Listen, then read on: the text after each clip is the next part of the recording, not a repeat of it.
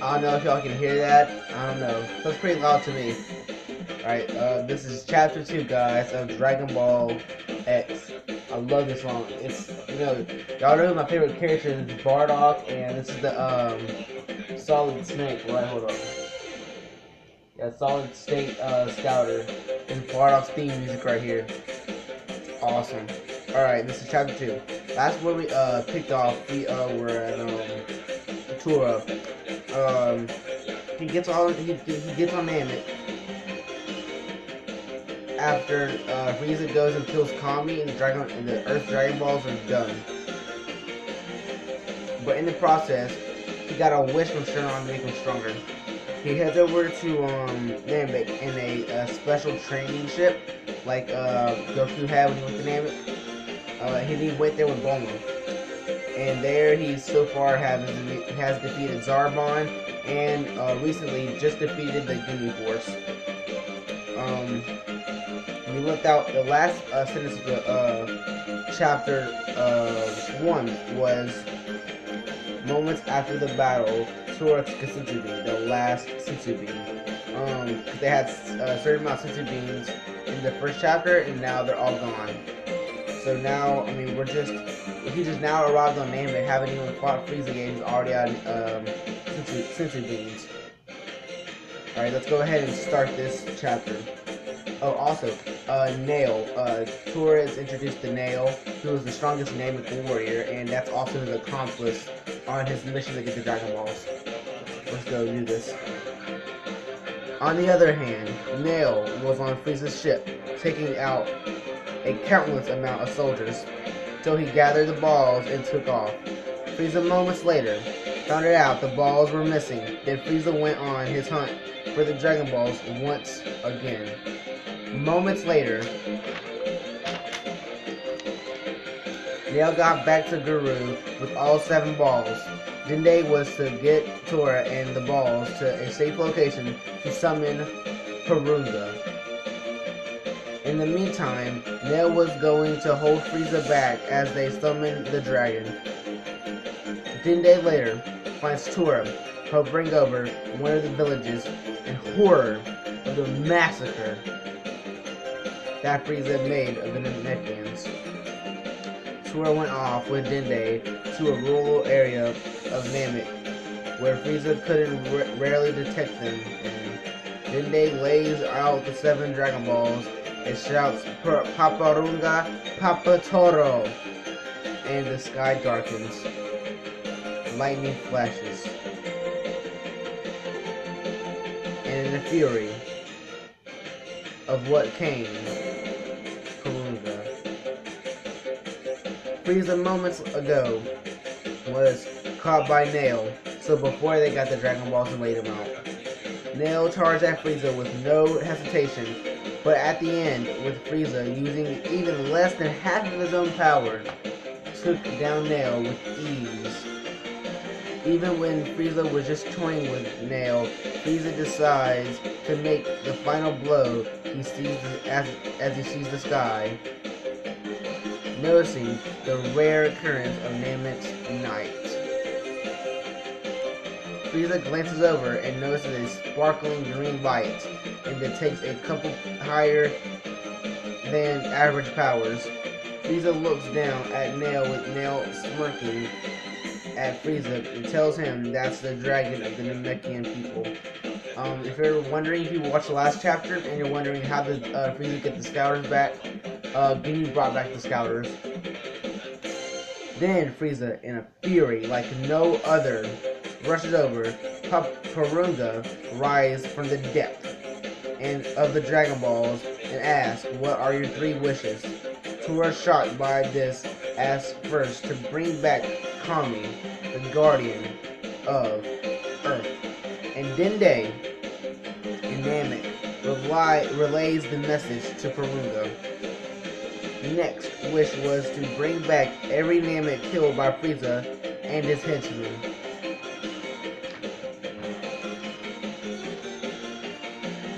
Then they tells Porunga and it is done. Last wish was to give Tora the power to equal up to Frieza.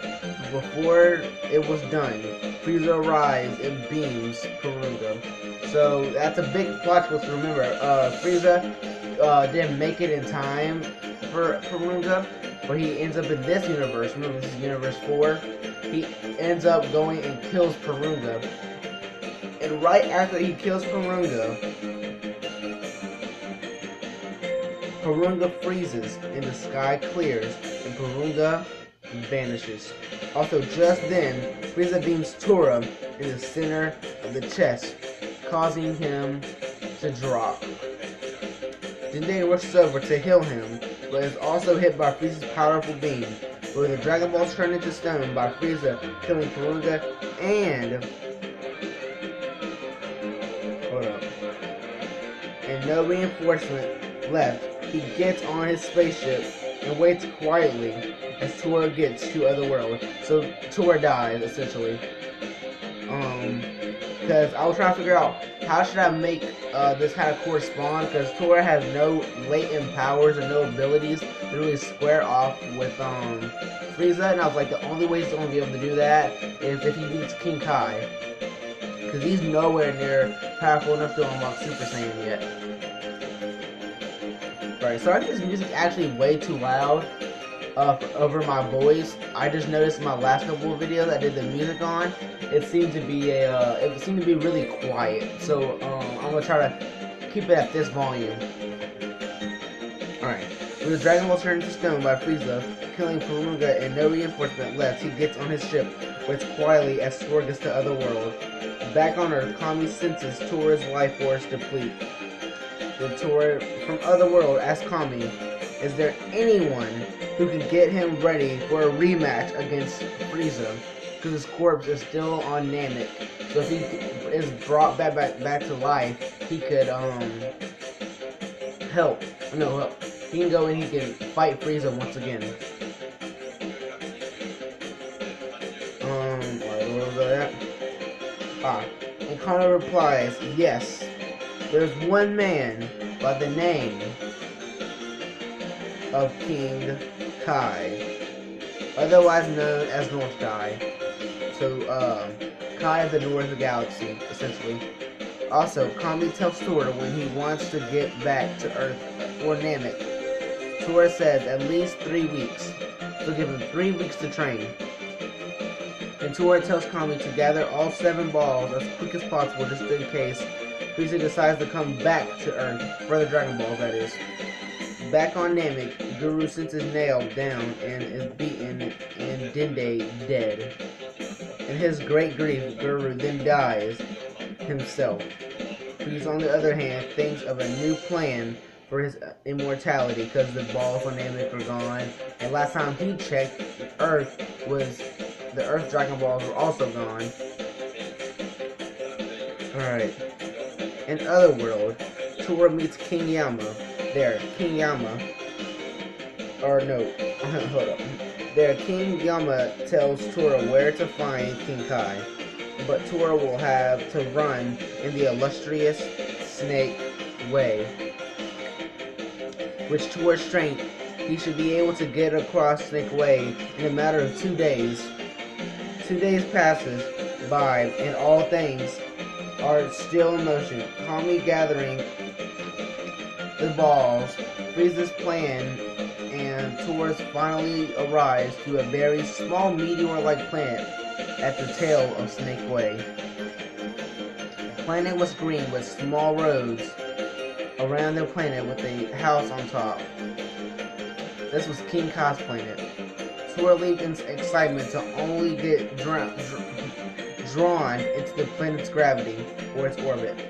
The gravity was 10 times greater than Earth's gravity, but because of Tora's power, it had little to none effect on him. Remember, his power level is 104,000. Goku's was 5,000. Oh, no, was like 300 or 400 something. So yeah. As soon as he stands back up from falling to the planet, he sees a short man and a monkey next to him. The man was short, blue skin, and had glasses with antennas at top. The man turned out to be King Kai. Tora walked over and greeted himself. King Kai was aware of the current situation because of Kami. Could they be talking, you know what I mean? Then after a few moments passed, King Kai asked Tora to tell him a great joke.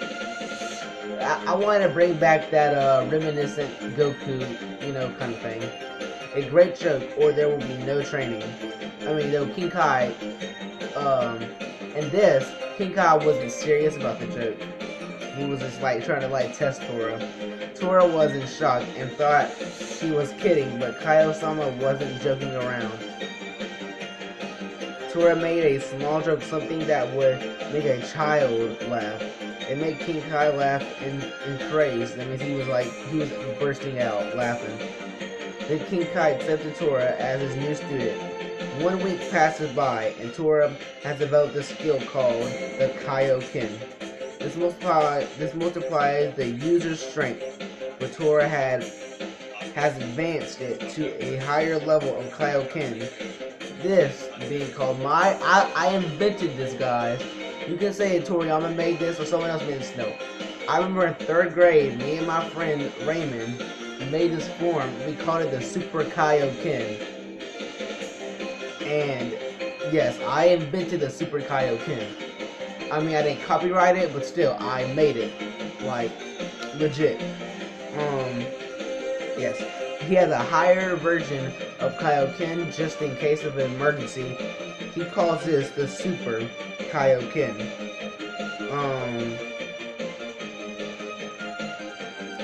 Okay, with this, it multiplies your original strength by 20 times its normal value. On Namek, Frieza decides to launch his attack on Namek and ready to eradicate the Namekians. On Earth, Kami has finally found all 7 Dragon Balls. Also going back to Namek, Bulma is still there. Bulma's still on Namek.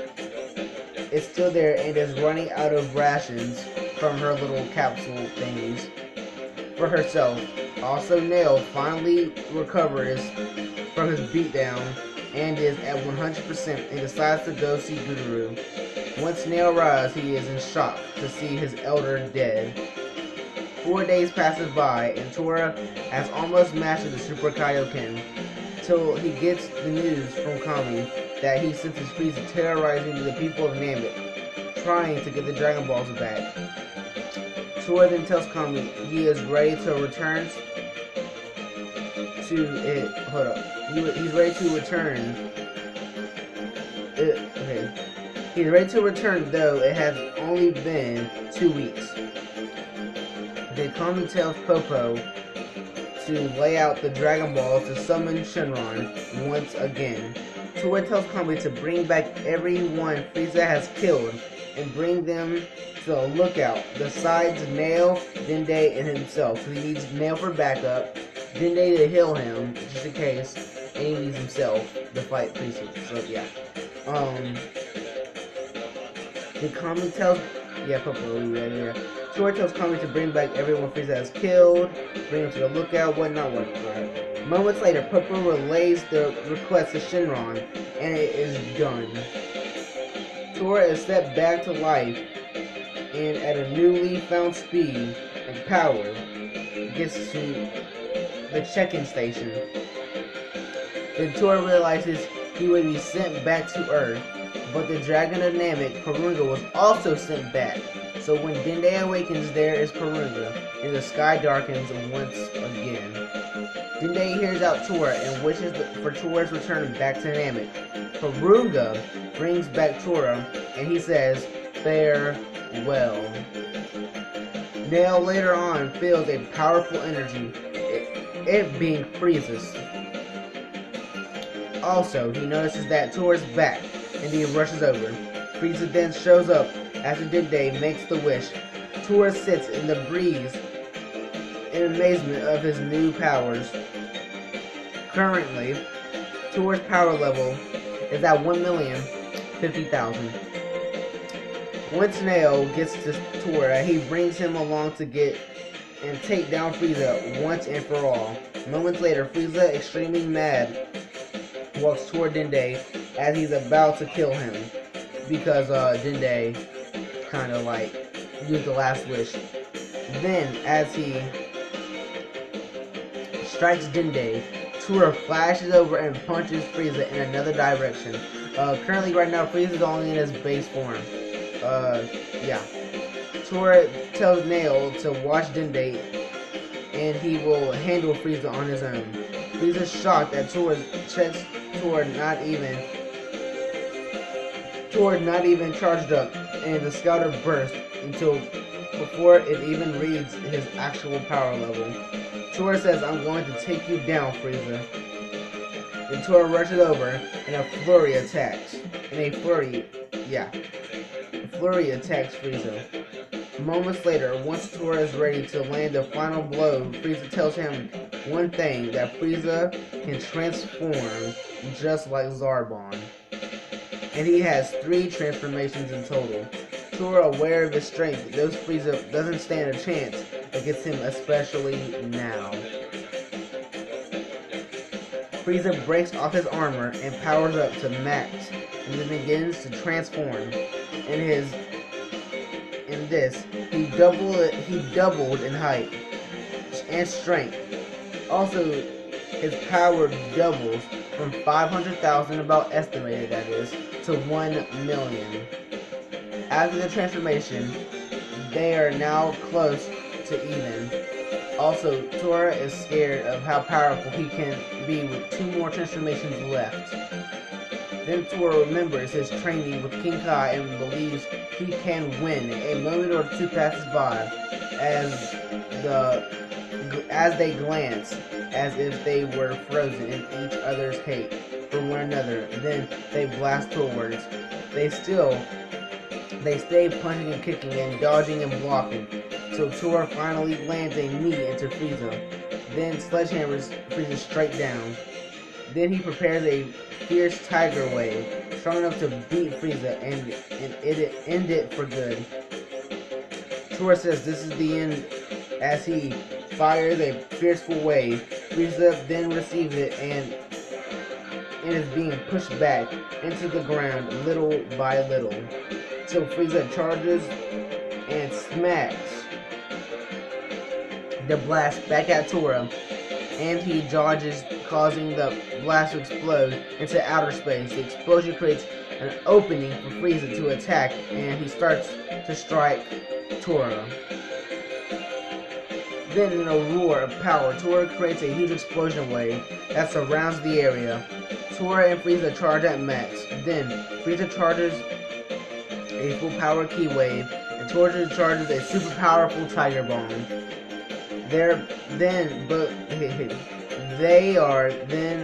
They both launch their attacks forward. I'm sorry, like, I was reading it, and the way I got it wrote down, I had one word here and one word there, so I was really confused on what I was going to read. As they meet the ground below, trembles in fear of both amazingly powerful ki attacks. The color of blue and purple fuse and cause everything around it to be destroyed. The Tura pushes his last mono ki, and a huge explosion happens, wiping out everything and causing a meteor-like hole in the ground. Frieza, on the other hand, decides in order to beat Tura, he would have to transform at least one more time. Tura is out of breath and exhausted, and has nothing to be to replenish his strength. When Frieza announced that he was going to transform one more time, then Frieza charged, and a horrible energy was grabbing at Tura that shocked the boundary of Planet Namek and the entire galaxy.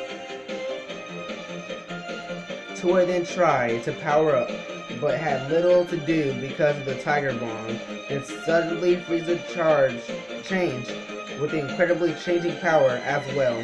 He morphed into an incredibly new being with a pulled out head, the evilish pulled in face with a tall frame. that gave off a menacing appearance. It struck Tora down into his very own core. Once he was done, Tora never felt so frozen or struck in his entire life. The appearance of Frieza made him cold. Then he remembered King Kai's training and what had said. King Kai said to use the Kaioken if necessary, but unless it is life-endangering situations, do not use the Super Kaioken. Also, the Super Kaioken only lasts for 2 minutes. Also, it takes 10 minutes to regenerate the strength again in order to use the Super Kaioken. So Tora powered up, and when Kaioken, it doubled his power and put him at a new draw with Frieza. They then rushed at each other, throwing punches and kicks, and blast after blast. The blow after blow, they didn't give an inch towards one another. A couple moments passed after using a Tiger Wave that was dodged by Frieza. He ran out of energy to support his Kaioken abilities. Frieza took note of this, and then, at his fingertips, powered up 2 death beams, but they weren't regular death beams, they were multiple beams, enough to level an entire continent or blow up a planet. This was then, once Tora found out what he was going to do, it was too late. Frieza shot beam after beam and kept going on. It was injuring Tora and taking a small bit of his power with every beam that connected. It would have at least been 200 beams that struck Tora, and once he was done, Tora stood levitating out cold from Frieza's beam. So what I mean by Frieza's beams, if you remember Frieza in his second transformation against Piccolo, whenever he did those beams, that's what I'm talking about. Then, simply Tora fell from the sky down to the ground and was left paralyzed. Alright, this has been going on actually longer than the average chapter. We went, I think, 14 pages today.